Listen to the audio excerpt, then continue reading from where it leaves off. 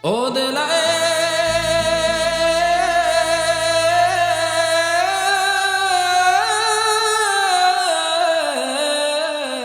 Alors regardez, Bezrat Hashem, puisque c'est la Ibla de Rabbi Yaakov, ce soir, on va s'intéresser donc à la pensée de Rabbi Yaakov sur ce passage. Qu'est-ce qu'il va dévoiler et les secrets que renferme donc cet endroit de la Torah. Alors on est au Perek Dalet, Pasuk Bet, Gimel Dalet.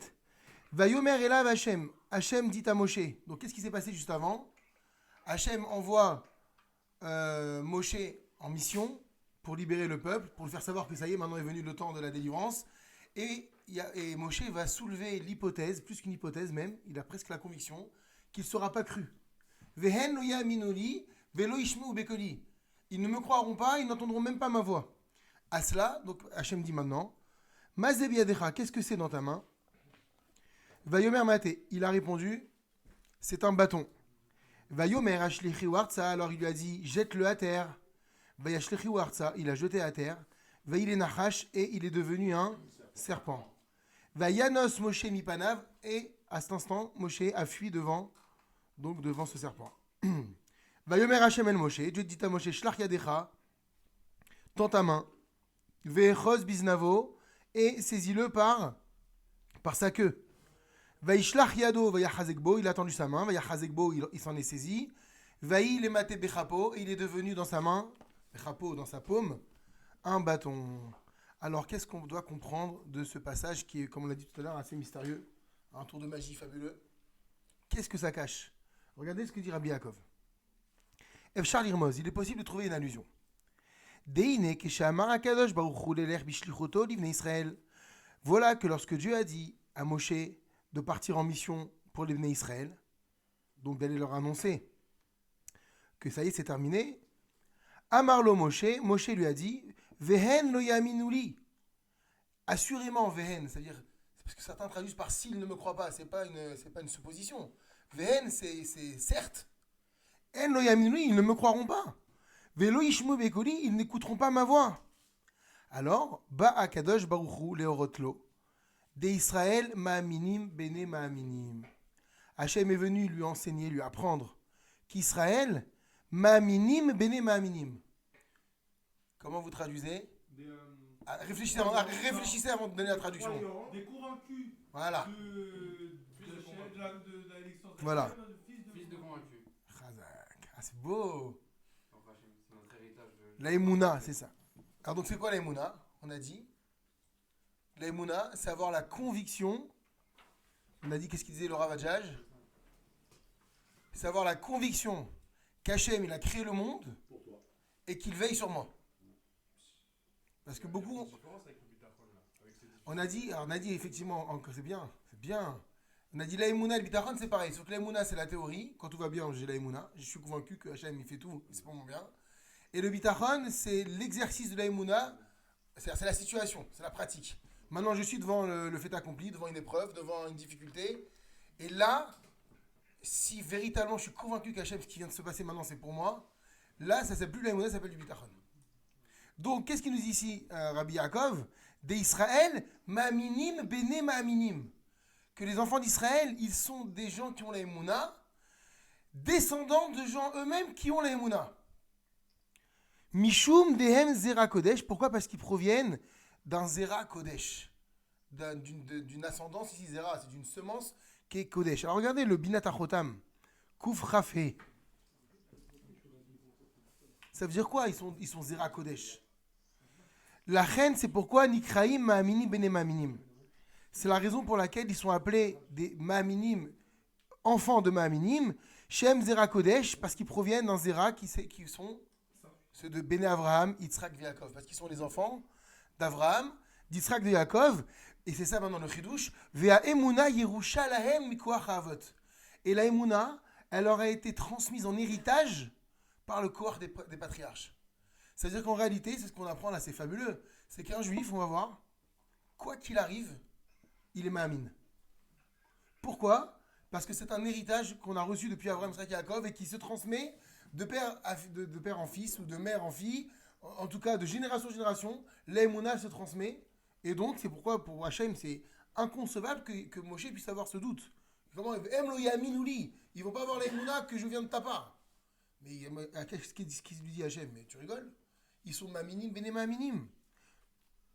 En reprenant le texte du Pituch Chotam, Mishum Dehem Zera Kodesh, c'est ça que dit Rabbi Yaakov lorsqu'il dit que c'est un Zera Kodesh.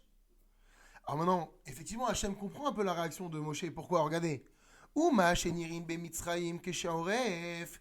Maintenant, le fait qu'il te semble en Égypte comme étant des Kshaoref, comment on traduit des Kshaoref? Genre la nuque dure. Des têtus. Des têtus. Alors c'est vrai, quand on les voit maintenant en Égypte, c'est des têtus, c'est-à-dire qu'ils en font qu'à leur tête. Ils ne veulent pas te croire. C'est vrai, il semblerait qu'ils ne te croiront pas. Regardez le Binat Chotam. Bisman, Shehem Bemitzraim, parce que le temps qu'ils sont en Égypte, Nir'e Shehem Kshaoref. Ils paraissent comme étant des personnes à la nuque roide. Ça veut dire quoi? Chez Sarvou, c'est vrai, Bitrila au début, ils vont refuser. L'Ishmoa d'écouter ou la mine et de croire. Et là, sauvez-vous, et qu'est-ce qu'ils vont faire? Ils vont tourner trop cham leur tête, c'est pour ça qu'on parle de Kshaoref. Ils vont tourner leur tête, Ve'yachziru et Torpam, ils vont te donner leur nuque. C'est-à-dire, continue de parler, tu m'intéresses. Quoi, tu rigoles? Maintenant, regardez la réponse que de la Kadosh Baruch Hu, la raison pour laquelle il semble qu'il soit comme ça. Mishum de galou mimekomam mekom akodesh. Parce qu'ils ont été exilés de leur endroit, et leur endroit c'est un makom kadosh. Ça veut dire quoi? Regardez Binat Chotam. Chez Enam nimtsaim be'eretz hakodesh. Parce que présentement, ils ne sont pas en Israël, ils ne sont pas en Terre Sainte. Chez Hi makom shelaim. Et c'est ça leur makom. Et maintenant qu'ils ont été enlevés de leur makom, c'est normal qu'ils paraissent comme étant des gens qui n'ont pas l'émouna. En d'autres termes, et on va voir, ça va être la démonstration de Rabbi Yaakov maintenant, quand tu enlèves un juif de sa source, il semble, c'est important, le mot c'est plus important, il semble ne plus avoir d'émouna. Donc pourquoi maintenant en Irim et Misraim Kesharev, pourquoi est-ce qu'ils te paraissent comme étant des gens têtus, qui en font qu'à leur tête et qui ne t'écouteront pas, et tu verras qu'au début ils ne t'écouteront pas, Mishum des Galou parce qu'ils ont été exilés, Mimé Komam de leur place, mais comme à Kodesh qui était mais comme Kadosh, c'est Ret Israël. Ou Mishum Badi, mais en plus de cela, deuxième raison, parce qu'ils sont asservis, Ba'avoda Kasha, par un travail, plus qu'un travail, un esclavage difficile, Vedatam Metorefet Alehem. Et donc du coup, Da'atam, leur esprit, Metorefet Alehem, il s'est déchiré, littéralement, ils ont plus l'esprit clair, c'est ça, Metorarof. Là, il a traduit Binat Chotam, Darnat Meboulbelet. Confus. Ils n'ont plus les idées claires, c'est ça. D'ailleurs, on le verra, il le dira un peu plus tard. Quand la paracha, dans Parashat Vaïra, Hachem dira à Moshe, Mikotzer Ruach. Ils ont l'esprit étroit, ça veut dire que quand un homme il est dans la tourmente, il est plus lucide pour pouvoir prendre du recul ou analyser les choses. Donc, c'est ce que dit Akadosh Baruch Hu. Attention, c'est des maminim et des maminim. Et sache que sinon, ils paraissent comme étant le contraire. C'est parce qu'ils ont été déracinés de leur endroit. Et en plus, ils sont asservis par un esclavage qui est rude. Et voilà ce que dit Rabbi Yaakov. On ne peut pas comparer un homme qui est meyushav bimkomo, qui est assis tranquille à sa place, à un homme qui a été golé les makam acher, qui a été exilé dans un autre endroit. C'est pas comparable. Ou bevadaï, et voilà, et regardez ce que dit Hachem, et assurément, kishéyashuvu limkomam, lorsqu'ils rentreront chez eux à leur place, c'est-à-dire lorsqu'ils retourneront en Israël, Yarzeru ligdushatam ve'emunatam. Ils reviendront à leur kedusha initiale et à leur emuna initiale. Donc très souvent, on va dire, et ça peut nous arriver, mais comment les Israël, avec tout ce qu'ils ont vu, ils ont pu faire tout ça? Ça arrive des fois. Tout le temps, on va dire ça pendant toute la durée des 40 ans dans le désert, on va dire ça à la sortie d'Égypte, mais comment est-ce qu'ils ont pu, après avoir vu tout ce qu'ils ont vu, continuer à avoir... Et Moshe Rabbeinu va dire Amkeshoref. C'est ça qu'on va découvrir ici. Et c'est ça que Hachem essaie de faire comprendre à Moshe. Moshe, il a pas... Parce que comment ça se fait que Moshe il refuse? Rachid a dit qu'il refuse pendant une semaine. Pourquoi il refuse alors que lui-même il voulait partir? Il a quitté le palais pour aller les libérer. Pourquoi est-ce qu'il refuse? Parce qu'il est persuadé que quand il les voit, il dit c'est impossible, comment je vais les sortir? Donc le juif, il peut être déconnecté de cette émouna? Pas déconnecté, une émouna en veille, mais ultra en veille. Exactement ce qu'on a aujourd'hui. Exactement. Et c'est un peu des fois l'impression qu'on peut avoir à notre époque. Donc le secret déjà c'est de comprendre, c'est ce que dit Rabbi Yaakov, que lorsqu'on va déraciner un homme de son endroit, Makom Kadosh, c'est-à-dire Israël, Donc en gros, en fait, c'est qu'est-ce qu'on est en train de dire? Qu'est-ce qu'il dit Que ceux qui sont en route Slaretz, il ne faut pas s'étonner s'ils ont moins de Eh oui, mais Emouna. Rashi, qu'est-ce qu'il dit? Domé les Michel Lolo. Domé. Ouais, exactement. Non mais quoi? Il dit quoi? Les Michel Loéloa. Ça ressemble à celui Quelqu'un qui n'a pas, qui est vraiment un Israël. Mais dis pas c'est quelqu'un qui n'a pas du Chaz Shalom. Ouais. Il Il ressemble. ressemble à quelqu'un qui n'a pas. Bah oui, parce qu'il y a cette absence de conviction. De toute façon, on les voit bien, parce que souvent c'est un peu plus dur en Israël, mais ils vivent, ils sont collés à Hachem, on voit, ils disent, il n'y a pas de problème, Hachem il va aider, Hachem va aider. Nous, on a moins, on est plus dans nos certitudes un petit peu matérielles, etc. Ouais. Ouais. Regardez dans le Binat HaRotam Koufraftet, il dit Sha'agolé, Eno meyushav bedarto, vechazak bema'alato, kemo shaya bimkomo. Un homme qui est en exil, finalement un homme qui est en errance, qui n'est pas dans sa maison, qui n'est pas chez lui, il n'a pas la même assurance, la même force que quand il est à l'extérieur, à plus forte raison dans un endroit qui n'est pas le sien, et à plus forte raison dans un endroit où il est traumatisé. Il est conscient qu'il est en. Oui, c'est comme une église. Alors imagine, s'il n'est pas conscient qu'il est en galoute, c'est Parce encore qu'il y en a pire. qui ne sont pas conscients. Eh ben oui, C'est ça ce qu'on Donc- se passe. En route, ça reste aujourd'hui. Qu'est-ce qu'il y a? Les gens, ils ne se rendent pas compte qu'ils sont en galop. qu'on en galoute, exactement. Ils ont l'impression qu'ils ne sont pas en galop, qu'ils sont Ça marche. Ils sont bien. C'est Genre, chez eux, on c'est est leur bien. macom. Regarde, le monde est bien. On fait la Torah, on a des synagogues, on a des machins. On n'a pas conscience de la galoute. C'est ça que tu veux dire. Et d'ailleurs- t'es raciné quand est-ce? Quand tu es conscient que tu es en galoute. À la limite, Quand exactement. est-ce que tu es conscient? Quand tu tapes sur l'épaule, tu dis Monsieur Juif. Dans ce même ordre d'idée, puisqu'on est dans la Bible de Rabbi Yaakov, quand il a pu acheter sa maison, il a pas voulu rentrer dans la maison. Et les membres de sa famille nous disent mais pourquoi tu rentres pas? Ça y est, enfin, t'as ton chez toi, t'es tranquille. Il dit bah c'est ça le problème. C'est que si j'ai ma maison, j'ai peur de penser, d'arriver à croire que ça y est, je suis chez moi. Il a dit, je vous rappelle qu'on n'est que de passage dans ce monde. Et le fait de prendre racine sous prétexte parce que je suis venu propriétaire, c'est un grand danger pour la Neshama. Et donc il n'a pas voulu rentrer dans la maison. Dans la Gada, c'est écrit la cour Cham, de l'Olish Taker. Ouais. La cour Cham. Il dit quand tu arroses la règle, tu habites là-bas. Mais c'est interdit de penser une seule seconde que tu t'installes. Ah oui, il faut pas. Même là-bas, exactement. C'est pour habiter, comme tu as dit, c'est pas pour. Tu prends pas racine. Et lui, effectivement, et des fois, en général, on sait très bien quand tu prends ta nouvelle maison, en plus tu es un propriétaire, et ça y est, tu penses que tu vas être là pour 50 ans, 100 ans. Et que tu vas la transmettre à tes enfants, il va y avoir un héritage de... Pas du tout. Lui-même, voilà, c'est Rabbi Yaakov, je veux même pas rentrer parce que si je rentre, j'ai peur de croire que je vais être. Ça y est, je suis rentré, je suis arrivé chez moi, je suis arrivé à l'objectif ultime d'un être humain, et je vais prendre racine. Il n'a pas voulu rentrer dans la maison. Il a bien voulu faire comprendre à ses enfants que même quand on devient propriétaire d'une terre, ne faites pas l'erreur, on est toujours de passage. Le but, c'est d'arriver au Lamaba. Donc revenons à ce qu'on disait, et c'est ce qu'avait Asalo, et donc du coup, Akadosh Baruch Hu, il va faire à Moshe 3 signes. Il va lui donner 3 signes pour faire comprendre à Moshe Rabbeinu ce concept, que lorsqu'on déracine un juif de sa source, il a toujours la Emouna, mais du coup, cette Emouna, elle ne paraît plus. Et dès qu'on le ramène à sa source, alors on va voir que la Emouna, elle rejaillit comme si elle avait toujours été là. Et regardez dans le texte. Alors, Ve'asalo, Akadosh Baruch Hu, Shlosha Simanim al Ze'adavar. Alors, Hachem a fait 3 choses, 3 simanim, 3 signes sur ce concept. Les harot pour lui montrer. Chez Eno de Medavar Anishar Shamour Bimkomo, la Yotse Chutz Limchitsato. Que quelque chose, que n'est pas comparable d'une chose qui reste protégée à sa place, d'une chose qui a été sortie de son endroit. C'est 2 choses qui sont complètement différentes. Et regardez. Techila, qu'est-ce qu'il lui dit d'abord à Hachem, à Moshe? Amarlo lui dit Mazé Bedecha, qu'est-ce que tu as dans ta main? C'était quoi la suite? Il lui a dit Amarlo Maté, j'ai un bâton. Amarlo, alors Hachem lui a dit Ashlicheu Artsa, jette-le à terre. Et qu'est-ce qui s'est passé? Vechevan Shishlichaou Chazar Lenachash. Dès lors qu'il l'a jeté à terre, il s'est transformé en serpent. Umigaram Lozé, qu'est-ce qui a provoqué ça? C'est un tour de magie? Chez Yatsar Chutz Mikomo, parce que le bâton, il avait quitté son endroit initial. Il a quitté la main de Moshe. Et le bâton, il était fait pour être toujours chez Moshe. Dès lors qu'il a quitté son makom Kadosh, son makom qui est. Alors Kadosh, non, mais son makom de base, eh ben, il se transforme en quelque chose qui n'est pas lui à la base.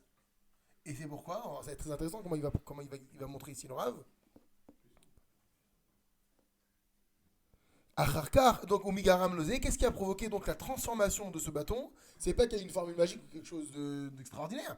Chez Yatsa Chutz Mikomo, le bâton il est sorti de sa place.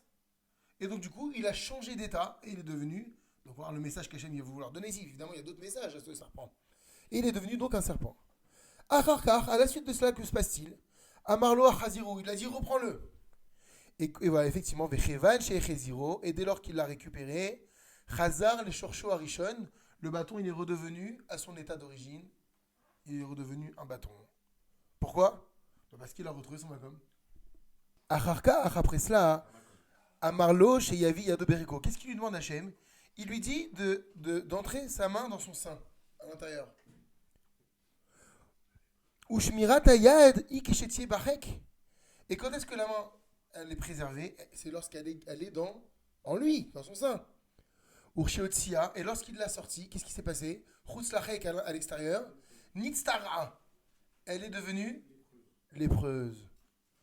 Ou Bachazarata, et lorsqu'il a remis à l'intérieur, Hazra les Shorcha, elle est revenue littéralement à son origine, à sa source. Exactement. Donc ça veut dire que chaque fois que tu vas enlever quelque chose de sa racine, cette chose, elle se transforme de façon négative. La question, c'est quoi notre racine? Il a dit, Eretz HaKodesh, c'est pour ça qu'il a dit Eretz HaKodesh. Un juif, il est censé vivre là-bas, c'est tout.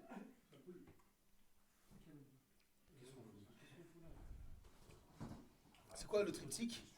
Kutsha Berichou, Oraïta, Eretz Israël, Chadou. Les trois, ils vont ensemble. La Torah, Akadosh Baruch Hu, pardon, la Torah et Israël, c'est les trois ensemble. Alors, certains disent, est-ce que c'est Israël sur l'âme Israël? D'autres disent, est-ce que c'est Eretz Israël? Les deux, c'est la même chose. Ça va ensemble. Un juif, il est censé vivre en Eretz Israël, vivre la Torah en Eretz Israël. Donc, effectivement, maintenant, ça paraît logique que quand tu déracines ce juif de sa source, c'est sûr qu'il n'est plus le même. En réalité, c'est pas de sa faute. C'est pas de sa faute. Et regardez, maintenant, c'est quoi le troisième signe? Acharkar, après cela, Marlo, il a dit, Shiikach Hamaim Minayor. Il a dit, prends de l'eau du Nil. Et quand tu jetteras cette eau sur le sol sec, Yihudam, il deviendra du sang. Pareil, qu'est-ce qui s'est passé? C'est le même phénomène. Il a enlevé l'eau du Nil, il l'a détaché de sa source, il l'a jeté dans le sol, et ben, du coup, il est plus à son makom, c'est devenu quelque chose de négatif, enfin de négatif ici par rapport à l'histoire, du sang. Kol Ele Leorotlo, tout ceci pour lui montrer. De Makom Gorem, que c'est le makom qui est, on va dire, qui influence. Ou littéralement, qui va provoquer qu'un homme, il n'est pas idéal. Il ne trouve pas son idéal. Vechol Nishar Beshorcho, et tant qu'on reste attaché à sa racine, Nishar Betamo, on reste avec sa raison d'être. Betam, avec sa, tu veux dire, avec sa saveur. Hein?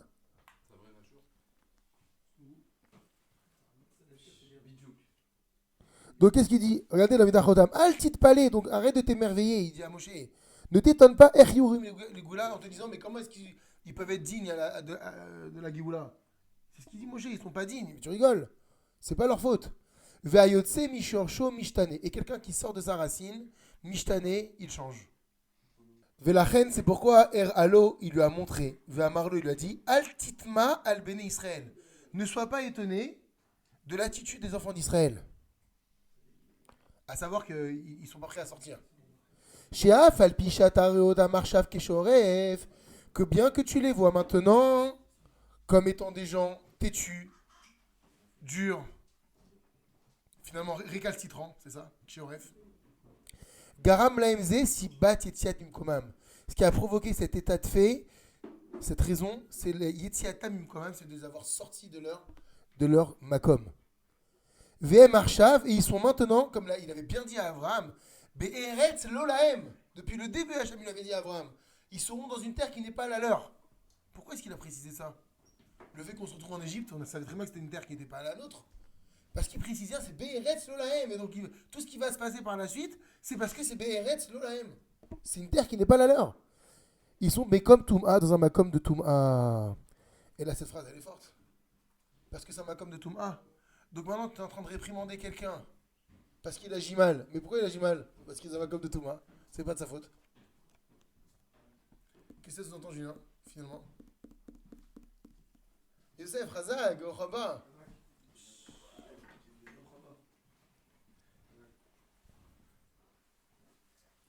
Que finalement, le juif, c'est pas sa faute quand il se trompe. Ou quand il... Et même quand il le fait volontairement, parce que là, quand ils vont dire à Moshe, on ne te croit pas, c'est en toute conscience qu'ils le font. Ça s'appelle d'être des gens ignorants, cet ordéa. C'est le Makom Touma. C'est normal, qu'ils ont eu des stars qui sont apparus avant ça, qui leur ont dit voilà, on va délivrer. Oui, oui. Parce que on a chez Beth Ephraim, tout ça, qui était parti. Qui voulaient, ils sont mal faits. Oui. Ça s'est mal passé. Donc des faux Mashiach, il y en a eu. Il y en a eu après Yetziat Mitzrayim. Après la destruction du deuxième temple, il y en a eu, je crois, 300, 350. Donc avant aussi, il y en a eu. Ah oui, c'est sûr qu'il y en a eu, c'est évident. Non, mais encore une fois, ce qu'on veut dire, c'est que finalement, c'est incroyable comment Hachem, enfin Rabbi Yaakov, à travers ce passage, il va déresponsabiliser ce juif qui est en errance spirituelle. Le déresponsabiliser, ça veut dire que finalement, toute la gravité ou toute la raison, il la met sur le Makom dans lequel il se trouve. Est-ce que ça veut pas dire qu'on ne doit pas quand même chercher à revenir au Makom Kodesh? Ah si, il faut. Mais c'est-à-dire que dans l'état maintenant, le type, il est sourd, il veut rien entendre. Il persiste dans son erreur ou dans sa faute. Il te dit, c'est pas sa faute. Il est pas dans son Makom, et en plus, il est dans un Makom tamé. Non seulement il n'est pas dans sa racine, mais dans la racine dans laquelle l'endroit où il a pris racine, elle est dégoûtante. Donc il lui dit, il ne faut pas lui en vouloir. Maintenant, c'est son travail à Moshe de trouver la solution. Exactement. Makom Touma. Et voilà, Hachem dit, Uba Chazaratam, Nimkoma, mais t'inquiète pas, lorsqu'ils reviendront à leur endroit, qui est Mekom à Kodesh, Yarziru Digdushatam, ils retourneront, leur Kedusha reviendra, pardon. Le Fichar, c'est pourquoi, Asalo Shelosha Simani Malalou, qu'Akadosh Baruch Hu lui a fait ces 3 signes. Donc ça, Ma'aminim Bene Ma'aminim. Donc quand tu vois des fois des gens qui sont à l'ouest et qui vont chanter quand même Anach, Ma'aminim Bene Ma'aminim, ils mentent pas. Ils mentent pas. Pourquoi? Parce qu'on a appris que la Emouna, c'est une Yerusha. Ouais. Et ceux qui savent le dire bien aussi, parce qu'on le dit très mal. C'est une Yerusha, c'est un héritage. Et tous les juifs du monde, ils sont maminim. C'est-à-dire que celui qui te dit je suis plus juif, je me suis converti, il a la Emouna en lui. Après, il faut la réveiller, mais il a la Emouna. Ça va jusqu'à présent, les amis? Od Yesh Kirmoz. Il a lieu également de comprendre d'une autre façon. On est tout en bas, les amis, Daf Rafé. Binyan Amate aligné la Torah. Concernant ce bâton maintenant, on va voir par rapport à la Torah, qu'est-ce que ça correspond. À quoi ça correspond, pardon. Kemosh Yadoua, comme il est reconnu, et on l'a dit Shabbat d'ailleurs, lorsqu'on en a parlé, on a parlé de la paracha de Vayechi, on a dit Deikar Kiyum Haolam, ou à la Torah, que l'essentiel de l'existence du monde, c'est la Torah. Et on a été plus précis d'ailleurs la semaine dernière. Il avait dit Pitou Chirotam, c'est quoi le Tachlit Abriya, il dit Rabbi Yaakov la semaine dernière? C'est se lever tôt le matin pour la synagogue Beth Midrash et rentrer et rester tard le soir. Beth Knesset, Beth Midrash. Il dit c'est Tachlit Abriya. Non, vous restez tous là. Donc voilà, donc ça c'était plus précis. Mais là, donc on revient. Kiyum Haolam, c'est la Torah. D'ailleurs, évidemment, dans le Binat HaChotan, il rapporte la référence classique. Imlo Beriti Mamelaila, Achukot Shemaim Vares, le samedi. Si ce n'était mon alliance, c'est-à-dire la Torah, les lois de la terre et du ciel, je ne les aurais jamais placées. En d'autres termes, j'ai créé le monde uniquement pour une chose, c'est pour qu'on étudie la Torah. Quelqu'un qui n'étudie pas la Torah, il ne justifie pas l'existence de la création. Et donc du coup, son existence à lui. Donc, Ikar Kiyum, l'essentiel de la réalisation du monde, parce qu'il y a plein d'autres raisons pourquoi Dieu il a créé le monde. Quand on dit pourquoi il a créé l'homme, c'était pour les étifs, pour lui faire du bien. Donc il y a des raisons, mais le Ikar de la raison, c'est Kiyum Torah. Vesibat Khurban Haolam, et donc du coup l'inverse c'est quoi? La raison pourquoi il arrive des Khurban, des destructions du monde. C'est quoi la raison? C'est le contraire, Bitul Torah. Littéralement, annuler la Torah. Ça veut dire quoi, Bitul Torah, annuler la Torah? C'est j'ai un temps que je devais exploiter pour la Torah et je ne l'ai pas exploité. Ça, Bitul. Donc tu avais un Zman qui était propice à cela et tu as fait autre chose entre temps. Ça s'appelle Bitul Torah. Le classique, c'est quand on est en cours de Torah et que tu fais autre chose. C'est le classique. Ouais, ça, prendre des photos, des films, etc. Non, ça aide à la Torah, ça. Mais non, les pistaches, ça aide. Vesiban Chorban Olam. Et donc la raison de la destruction du monde, ou Albitul Torah. Et ça, c'est intéressant parce que maintenant tu réfléchis à toutes les catastrophes qui peuvent arriver sur la planète. Pourquoi il y a des Chorbanot, pas des Korbanot? Parce qu'il doit y avoir du Bitul Torah, forcément, parce que c'est l'un ou l'autre. Kiyum Olam, c'est Limud Torah. Chorban Olam, c'est Bitul Torah. Le Covid, il nous a remis dans nos maisons pour étudier la Torah. Oui, si tu veux. Ça doit être net. On n'a jamais autant étudié que pendant le confinement. Kemo chez Neymar, faudrait voir c'est quoi la guimade. Bah oui, il y a toujours le penchant inverse. Hein. Bien sûr, là où il y a de la Gdoucha, il y a de la Touma. Kemo chez Neymar, comme il est dit. Alma Avda Haaretz, pourquoi est-ce que la terre a été perdue? C'est le prophète Jérémie, ça, puisqu'il va annoncer la destruction de Beth Amikdash. Vayomer Hashem alosvam et Torati, parce qu'ils ont abandonné ma Torah. Ve'esek à Torah yom achar yom. Et l'étude de la Torah, elle se fait jour après jour. C'est, qu'on a dit, c'est intéressant qu'on ait parlé de ça Shabbat. Parce qu'on a parlé de la Gviout. C'est quoi être kovéa dans la Torah? Avoir un temps fixe. Alors, il y en a qui peuvent croire que c'est une fois par semaine. J'ai mon shiur tous les jeudis. J'ai mes pistaches tous les mercredis soirs dans mon cours de Gemara. Il te dit non, la Gviout, c'est tous les jours. Alors quand on dit tous les jours, c'est Yomam Valaïla en plus. Donc c'est quoi on va voir ici maintenant? Esek à Torah. Alors, c'est vrai que Esek à Torah, c'est pas l'étude. On a déjà expliqué ça aussi. Esek, c'est être affairé à la Torah. C'est pas que ce qu'étudier. Être affairé, ça veut dire Acheter du coca. voilà, il est parti nous acheter le coca pour le shiur. Il était affairé à. Ah bon, c'est très loin, effectivement, mais il y a un Inyan. Le type, je sais pas moi, qui a payé l'électricité pour qu'on ait la lumière pendant le Beth Midrash, c'est du Esek. Celui qui prépare les tables, le shiur, qui fait les photocopies, c'est du Esek. Donc Esek, c'est plus général. Évidemment, essentiellement, c'est le limoud, parce qu'on va être préoccupé maintenant dans le sens de préoccupation. Mais Esek à Torah, c'est dès lors que je suis affairé pour quelque chose qui est en connexion avec la Torah, ça s'appelle Esek à Torah. Et ça, il faut être Yom HaCharem. Il n'y a pas de temps en temps, tu sais quoi, la semaine prochaine, c'est moi qui offre le shiur. Et dans 2 semaines, Non, normalement, c'est Yom HaCharem, Esek à Torah. Et évidemment, le meilleur Esek, c'est celui qui va... C'est lorsqu'on va étudier la Torah. Donc, Esek à Torah, Yom HaCharem, l'étude, elle se fait, donc cette préoccupation, c'est chaque jour. Regardez, et là, on dirait comme si ce n'était pas clair, dans le Binat HaChotam, il dit Tsarich l'asok batorah tamid, velo yafsik afilu yom echad. Il faut constamment se préoccuper de la Torah et ne pas s'interrompre ne serait-ce qu'un seul jour. Kemo Shamrou, et regardez, c'est très beau ça.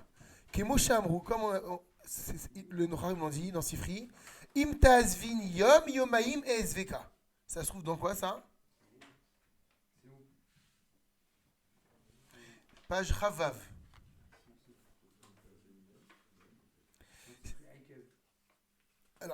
Alors regardez, parce que venez, on essaye de traduire littéralement, c'est pas clair. Enfin, c'est nous qui ne sommes pas clairs. Si tu me quittes un jour, je te quitterai 2 jours. Tu comprends comme ça? C'est bien, c'est très beau, comme tu as très bien traduit en fait. Si tu me quittes un jour, c'est beau, bravo. C'est très. Hein? Donc il ne faut pas coller Yom Yomaim. Ah, c'est Toi, un tu. jour ou 2. C'est pour ça que je pose la question. Moi, je fais un pas en arrière. Alors, ah ouais, mais t'as vu là. Alors, regardez, effectivement. C'est très beau. Regardez le Binat HaChotam, Kouf Mem Gimel.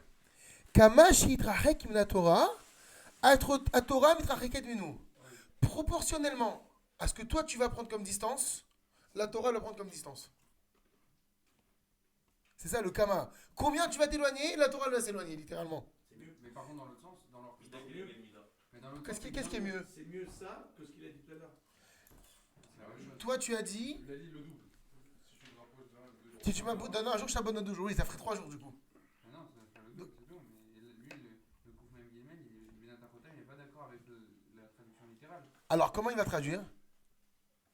Non, en fait, ce qu'il faudra comprendre. Alors, on va voir. Attends, Non, ça marche. Ce qu'il faut comprendre, oui, ça marche dans les mots. ça veut dire que la Torah est abandonnée. Alors, on va voir. Regardez. Ah, mais non, mais Az ou Rachok Ma Torah qui shiur yomaim. Voilà, c'est ça. C'est qu'en fait, si tu t'éloignes d'un jour, c'est comme si tu avais pris une distance de 2 jours. Oui, parce que toi, tu t'éloignes et elle aussi, Elle s'est éloignée, Donc, exactement. il y a une distance de 2, parce que C'est ça. vous avez pris une distance de Exactement. un chacun, donc il y a une distance de... Donc, dans les mauvais, si maintenant cet homme-là, il s'est éloigné d'un jour, Gama Torah ozevet oto beshirze. Même la Torah, elle va avoir cet abandon de lui. On verra ce que ça veut dire cet abandon. Bah dans cette même mesure, alors qu'est-ce qui va se passer? Az ou rachok ma Torah kishur imaim. Il va être distancé de la Torah d'une distance de 2 jours. Parce qu'il a, pendant un jour, il n'a rien fait. Et la Torah dit, toi, pendant un jour, je fais pas, moi, pendant un jour, je me déconnecte aussi. Donc c'est comme si tu avais perdu 48 heures. Im ta'az veni yom, finalement, qu'est-ce qui se passe? C'est yomaim et zveka. C'est 2 jours où je vais t'abandonner. Enfin, 2 jours. Où il va y avoir cette distance entre toi et moi. Vezeu shera mazlo. Et c'est là l'allusion que fait Hachem à Moshe Rabbeinu. Mazé beyadecha. Qu'est-ce que tu as dans ta main? Il lui a dit. Vayomer maté. Il lui a dit, maté, j'ai un bâton. Hachem, il ne voit pas qu'il a un bâton dans les mains? Même tête. Ah, sérieux? Alors pourquoi Moshe, il n'est pas conscient qu'il a un bâton? Il faut qu'Hachem dise, qu'est-ce que tu as dans la main? Faut voir, tu as un bâton? Alors, Yi Atora Anidreshet. D'ailleurs, concernant ce bâton où il était Hakouk, il y avait gravé le nom d'Akadosh Baruch Hu. Que De Noé.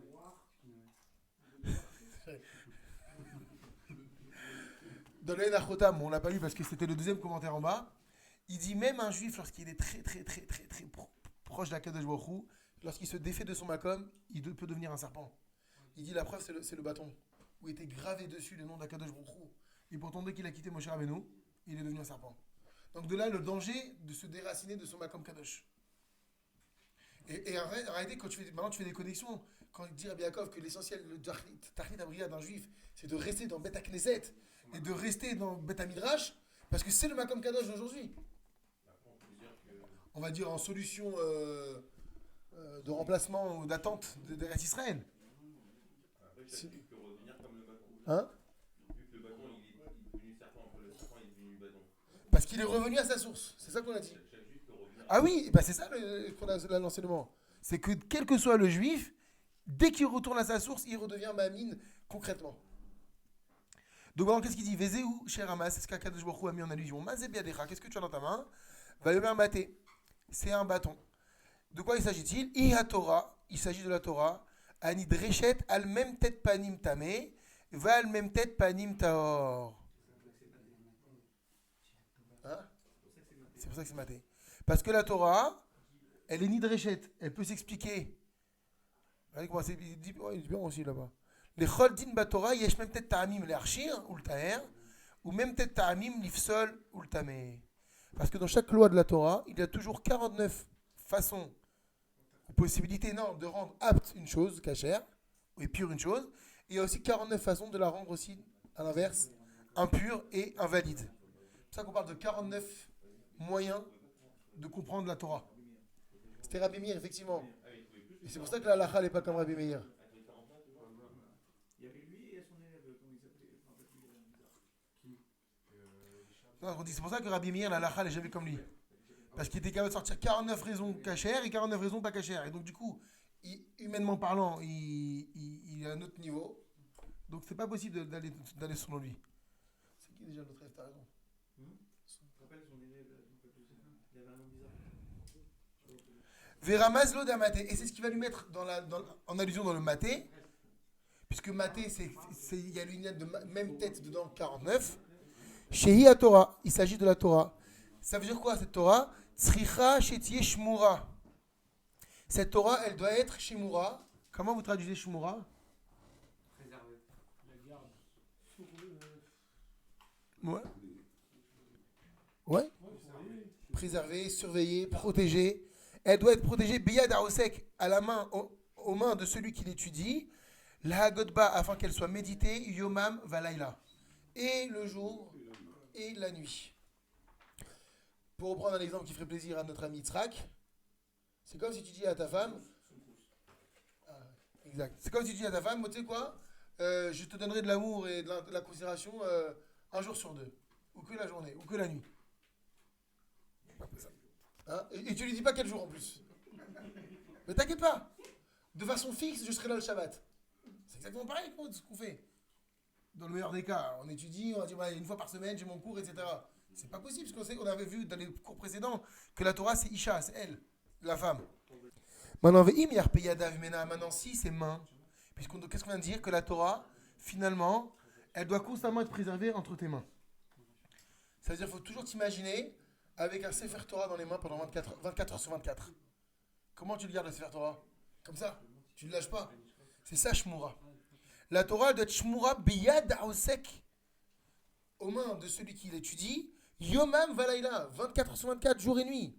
Maintenant, im yarpe yadav mena. Si maintenant, qu'est-ce qui se passe? Yarpe yadav, tes mains, elles faiblissent. Ça veut dire que tu fais plus attention à elles. Basé, mais horaire à la Nachash Elion. À cause de ça, tu vas réveiller Nachash Elion, le serpent, on va dire originel, suprême. C'est qui le serpent suprême? Regardez Binat Achotam. Et c'est ça, c'est comme ça que Julien, tu vas comprendre. Quand tu dis que la Torah, elle prend une distance d'un jour. Mais horaire à l'asmo qui trouve les malas. Cet homme-là va éveiller en haut une accusation, ou malheureusement des accusations. Vea mekatrigim, et ces mekatrigim, là, ces accusateurs, em chilotav, chez la samermem, chez Nikra Nachash. Ces accusateurs sont les légions de samermem, c'est l'ange. Malachamavet, etc., Satan, et qui est aussi appelé, donc, Nachash. Donc, si tu te distances de la Torah, on est que la Torah, c'est distance de toi, ça veut dire qu'il n'y a plus cette shmira. En fait, c'est elle qui était chemarette, moi. Nous, on a dit, il faut que je la garde, mais c'est elle qui te protège. Mais si tu la lâches, et ben, proportionnellement aussi, elle va avoir cette distance avec toi. Donc, toi, en la lâchant, elle a subi quoi? Elle n'a rien subi du tout.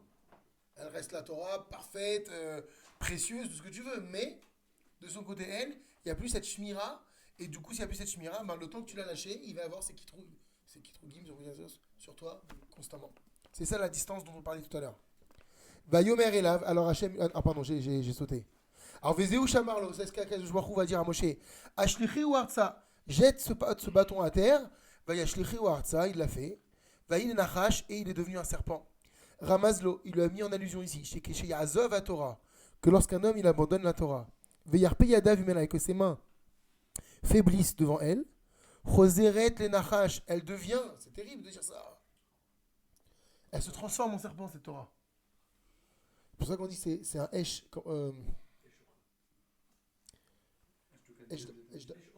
Oui, oui. Non, il y avait un autre mot. Il y a Eshochla. Eshdat Lamo, ça va là-bas? Ouais. Pourquoi là-bas on a utilisé le terme de Esh? Ça va dépendre comment tu vas la considérer. C'est Eshochla, c'est un feu dévorant. Alors est-ce que plus celui Pour ça, c'est-à-dire que plus quelqu'un étudie, plus il a un bon capital, c'est-à-dire que s'il quitte, et ben son achash va être encore plus puissant. le Kitroug, ils sont forts, bien sûr. Le Kitroug, il est super puissant. Premier de la classe qui fait une erreur, c'est pas comme la classe qui fait une erreur. C'est ça, prends l'exemple de l'échelle. Plus tu montes haut dans l'échelle, plus quand tu tombes, tu fais mal. Donc l'intérêt, c'est de rester toujours, de se maintenir, de monter, toujours. Tu es obligé de monter. Quelqu'un qui monte pas, il descend. Mais par contre, voilà, quand tu montes, reste en haut. Celui qui tombe, il fait très très très mal.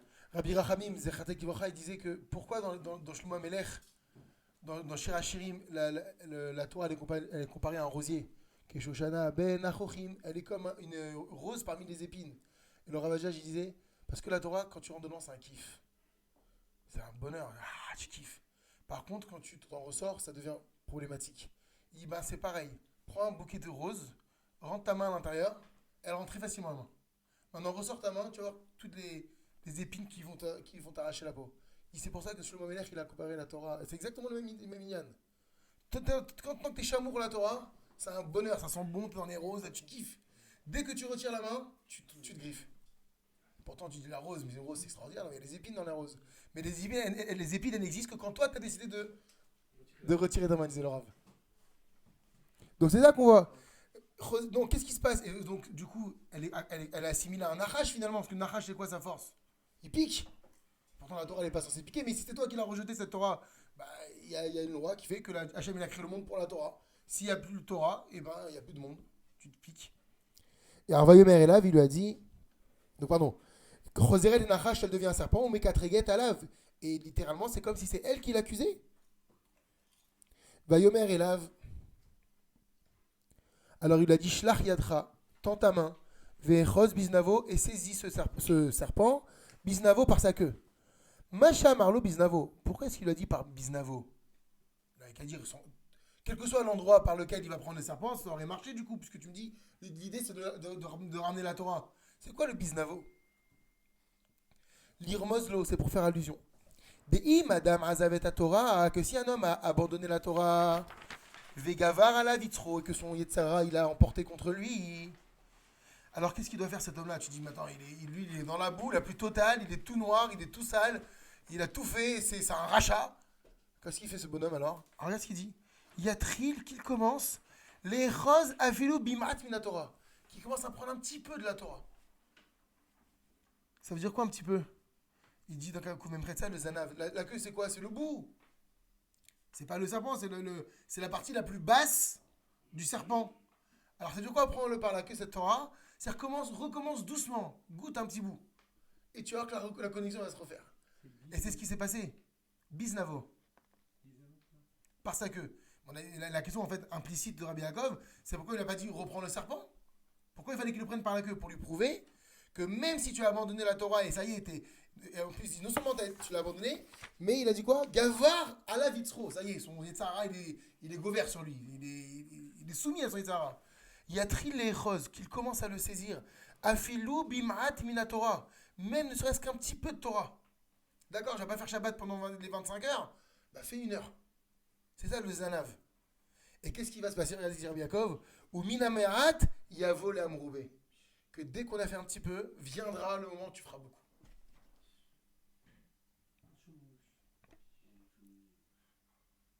Parce que très souvent on entend ça, c'est le réflexe.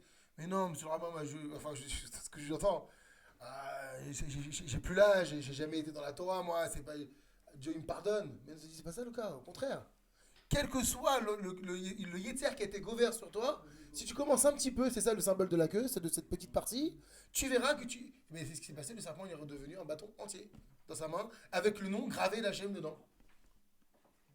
Alors, au minamerat yavo l'amroubé, à partir du petit viendra le beaucoup. Alors, Vaishlach Yado, c'est ce que dit la Torah, il a tendu sa main, Vayahazekbo, il l'a saisi, et il est maté Bechapo, et il est redevenu un bâton, il a marqué Bechapo. Kaf, c'est l'intérieur de la main. Ça veut dire qu'il le saisissait bien. C'est-à-dire que même ce juif qui est parti super loin, il n'est pas simplement là, je tiens le verre dans ma main, mais quand je le tiens comme ça, il risque pas de tomber. C'est-à-dire que même celui qui est super loin, qui est parti, on parle de déconnexion maintenant si tu veux, dès lors qu'il a recommencé goutte à goutte, étape par étape, il rend sa Torah quelque chose de solide dans sa main, Bechapo. L'irmos, c'est pour faire allusion des Haf, al-Gav, des Azavadam et Torah, que bien qu'un homme, il ait abandonné la Torah, qui chez Yahazor, la Asokba, lorsqu'il recommence à l'étudier, Yahazor, les Shorsho Arishon, il revient à son état initial, de Kadosh. Ve'anachash yafer les maté Elokim Chaim. Et ce serpent qui était le Kitrou, qui était tous ces accusateurs qui faisaient du mal, tous ces dinim, il redevient un bâton, les maté Elokim Chaim, le bâton du Dieu vivant. Alors regardez le Kouf Nun Aleph. Ça veut dire quoi? Yitbatel me'alav Kitrou Ganachash. Va s'annuler de lui. Kitrou Ganachash, l'accusation du Nachash Vechilotav et de ses armées. Shem Itzad Atuma, qui sont du côté de la Touma, Anikret Mavet, qui elle-même est appelée Mavet, la mort. Et donc du coup, Yidabek Bikdushat Torah, il va se coller à la Gdusha de la Torah, et la Gdusha elle est appelée Elokim Chaim, le Dieu vivant. Tu dis mais comment c'est possible, le type, tout ce qu'il a fait dans sa vie, c'est impossible, tout normal, tout ce que j'ai pu faire, je peux pas, moi, Elokim Chaim, je vais devenir, en gros, si je deviens Kadosh, c'est comme si je suis avec Elokim Chaim non-stop. Il dit, il n'y a aucun problème. D'où on l'apprend de l'épisode du bâton et du serpent. Mais l'essentiel, c'est de quand même commencer à avoir un petit bout. Et si tu as pris les anaves, tu deviens les maté Elokim Chaim. Baruch Adonai Olam, amen, amen. Que le mérite de Rabbi Yaakov Bersera nous protège, nous, nos familles et tout le Ham Israël. Amen.